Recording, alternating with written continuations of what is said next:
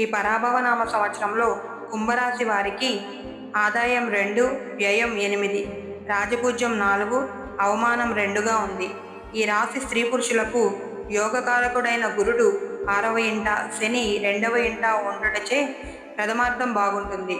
ఏ పని తలపెట్టినా అవలీలగా పూర్తి చేయగలరు. 12వ ఇంట రాహు ప్రభావం వలన అగ్ని భయము, దొంగల వలన భయము, ఆర్థిక ఇబ్బందులు తప్పవు. ఈ సంవత్సరం ఉద్యోగులకు అనుకూలంగానే ఉంటుంది.